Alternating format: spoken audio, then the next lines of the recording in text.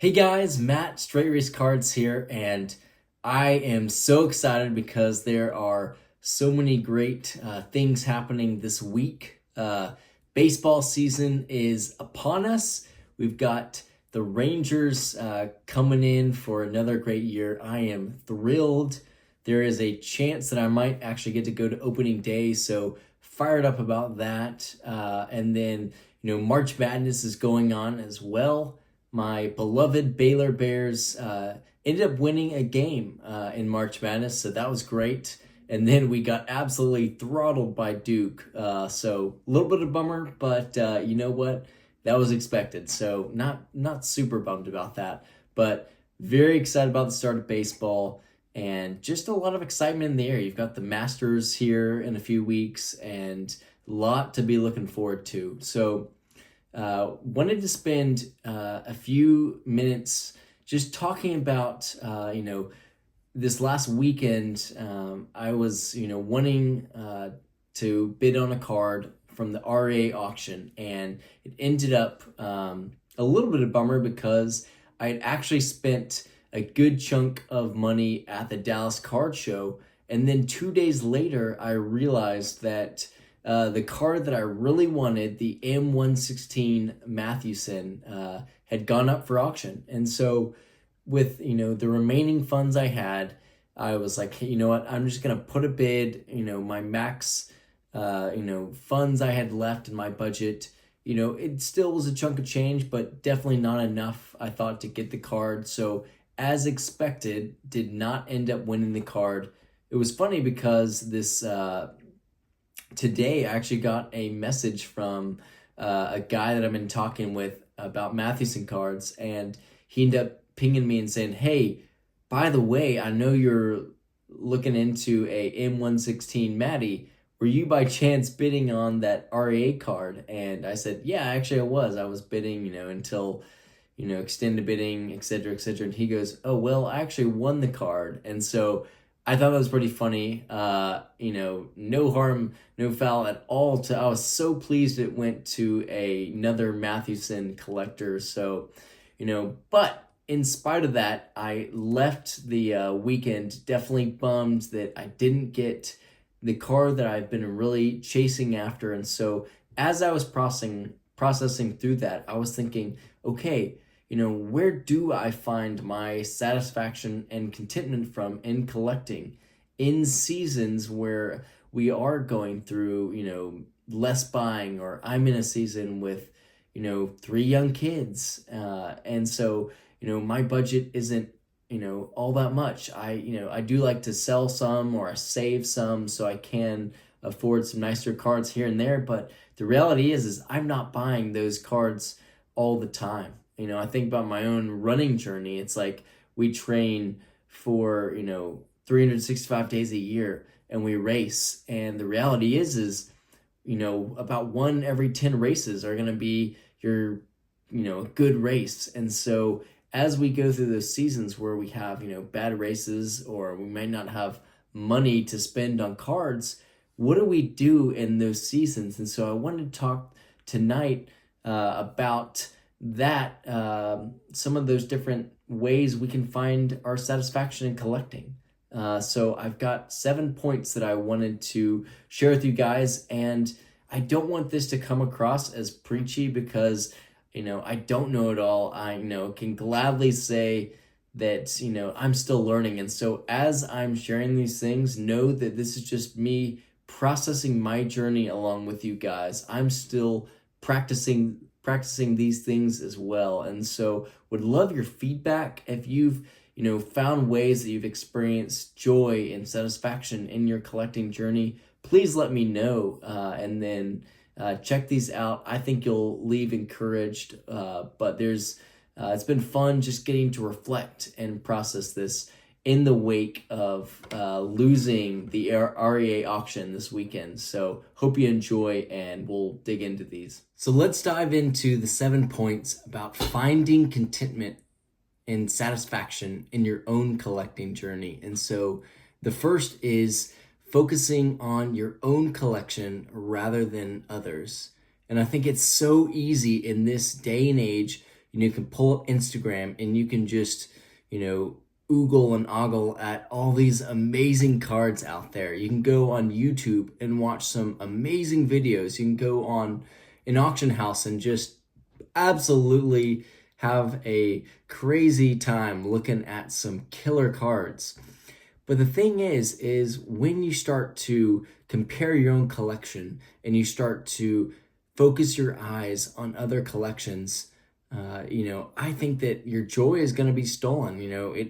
There's a phrase, it's like comparison is the thief of joy. And so when we're so focused on what everyone else has, we lose sight of our own collection. And so I've been so guilty of that. And so it's something that I'm working on is, hey, how can I, when I, get home, how can I enjoy the cards that I currently have? When I look at my display case, I hope that I find joy and excitement about the hobby in my own collection, not just looking at others. I remember looking at YouTube video this last weekend of a guy that I really respect. It was baseball collector's video, and he was doing the 51 Bowman Hall of Fame run, his showcase. And I remember seeing some of those cards, and I remember thinking, man, I might never own the 51 Bowman Mickey Mantle. I might never own that 51 Willie Mays. But you know what?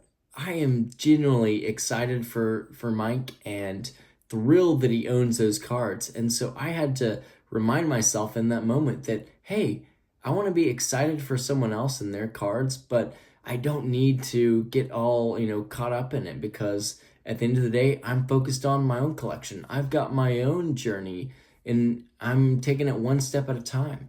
There's guys that have been in the hobby a lot longer than me. They've been collecting for 30, 40, 50 years.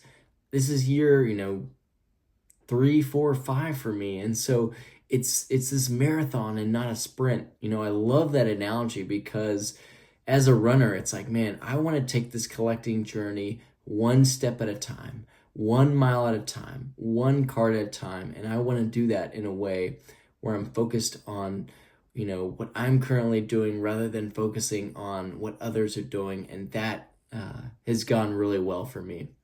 And then, number 2 is connecting with others. And so I remember this weekend I got to have coffee with one of the most passionate, knowledgeable collectors and, people in the hobby, Rich Klein.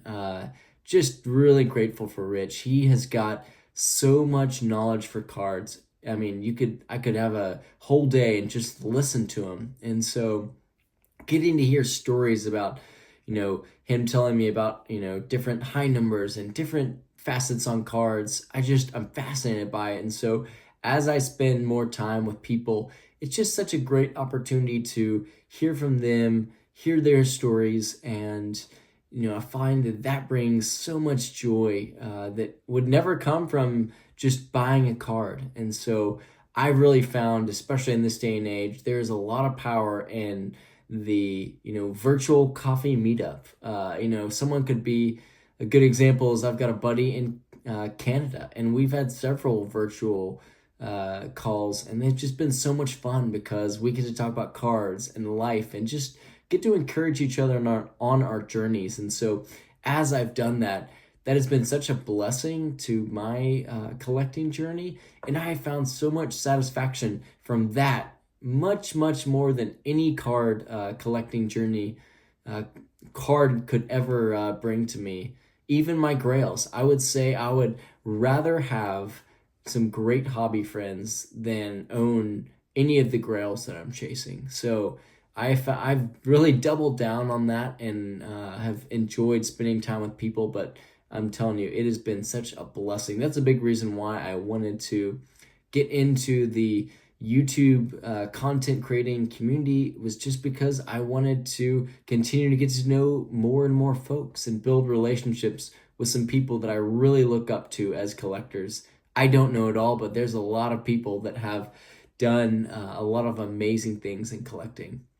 So the third thing, as I would say, is just immersing yourself in learning about cards and learning about history of cards. And so it's, while we're in seasons of not buying, there are so many great things that we can dive into. There are so many great content creators on YouTube out there. There's amazing forums. Knit54 has been an invaluable resource to me, albeit some of the threads are a little crazy. It's been really fun to learn from a lot of great people there. I love getting to learn from other YouTubers. There's some amazing books. I remember listening to the Rough Cuts episode where they talked about The Glory of Their Times by Lawrence Ritter with Tony Southern Collector. And that's just a great book to read. I'd encourage you, go check that out. It's a book about the dead ball players talking about their own baseball journey in first person. And so you get to really put yourself in their shoes. And so that really connects you to the cards. And so what I found is when you understand stories about these players, it brings you a connection that you never would have had before. You take a piece of cardboard and you transform it into something that becomes more alive and breathing, and all these stories come to life. And so what a great chance, in seasons where you're on the buying sidelines, to immerse yourself and take time to learn. Learn about your favorite set. Learn about, the 36 Diamond Stars. Go learn about the 75 Topps Mini, how cards were distributed, how T206s were made. It goes on and on and on. There's so much to learn, and I love it. I can't get enough of it, and it's one reason why I just love being a part of this community, because there's always great things to learn, and I always want to walk humbly as well, because I know there's so many collectors that have gone before me and know way more than me, frankly. And so number 4 is just reminding myself of things that are true. And so what does that look like for me specifically? It may not look like this for you, but for me, I just have to remind myself of things that are bigger than the hobby.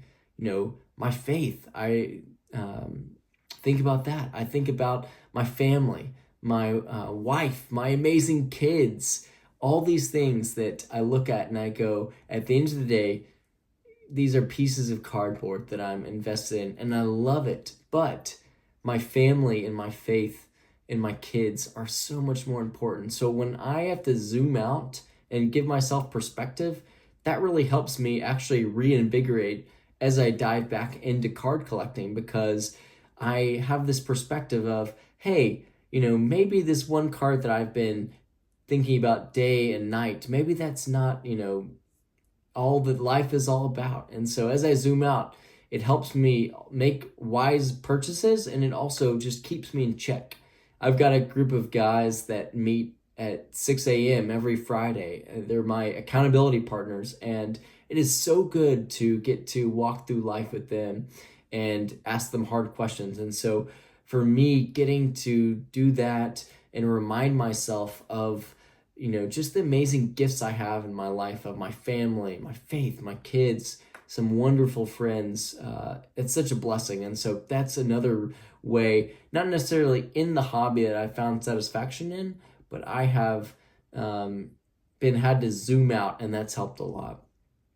And then number 5, kind of with that heart of thinking about my family and just all the things I am grateful for, I'd say, number 5 is just having a heart of gratitude. I had a mentor that once said, hey, Matt, you need to write down 15 things every day that you're thankful for. He really said 50, and he said, you know what, just do 15. And it sounded a little crazy, but as I did it, my perspective for every day changed. I started to think about these little granular details.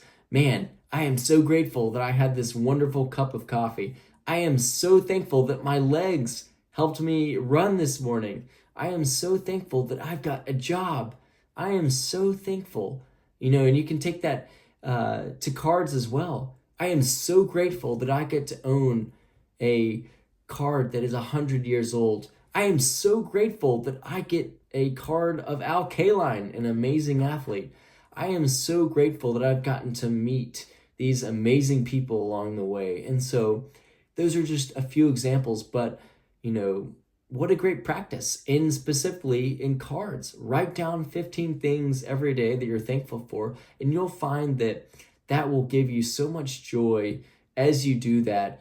And your disappointments of something like losing at an auction, those will really start to vanish, because your joy will far outweigh the disappointment of defeat, if you will. And so I love getting to practice gratitude. And then I would say number 6 is kind of in that vein, is focusing on others.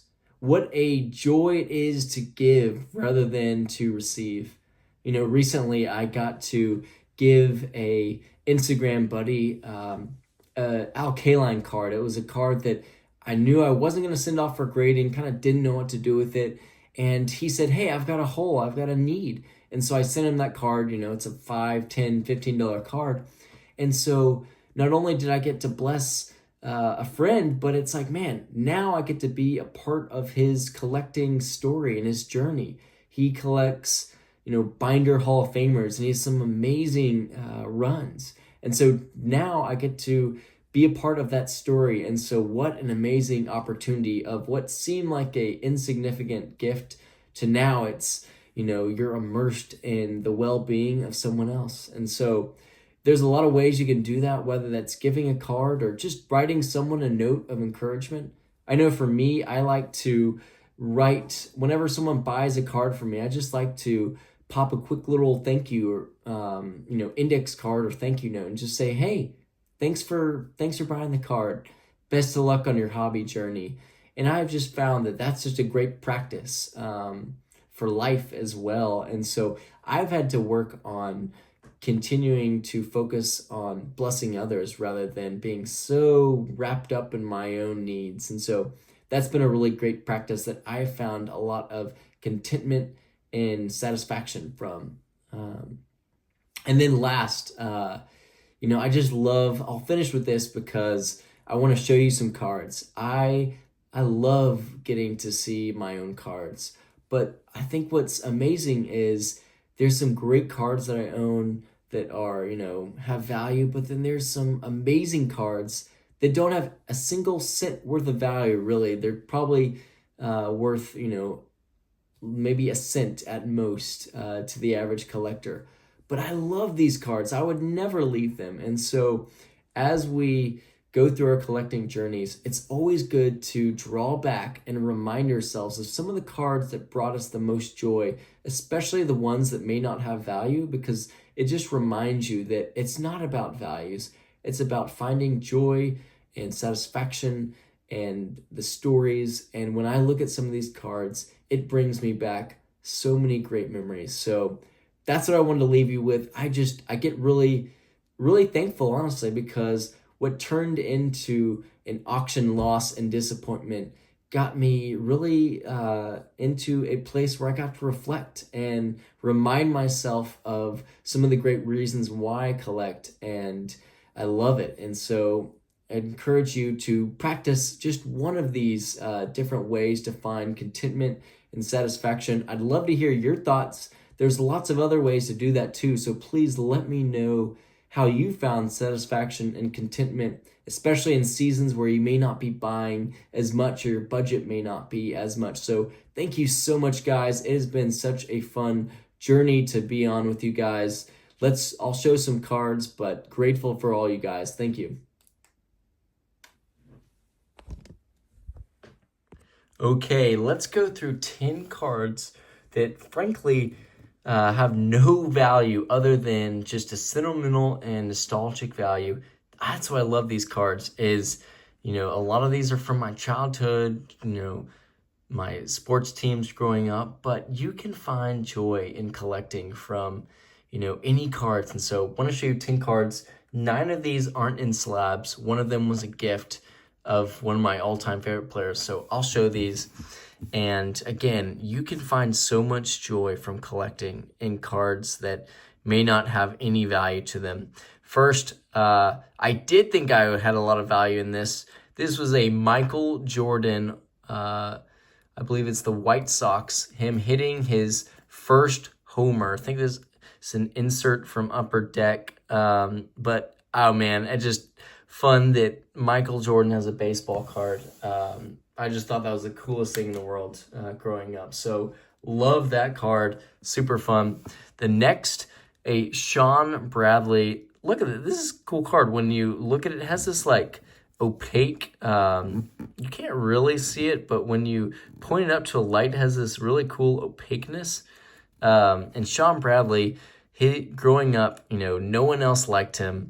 He was a 7'6" center that got dunked on a lot, but their family had a lake house right next to ours, and he let me put his size like 24 shoe next to mine. So just never forget that. It's fun to like actually have a connection with a player like that. So I love that.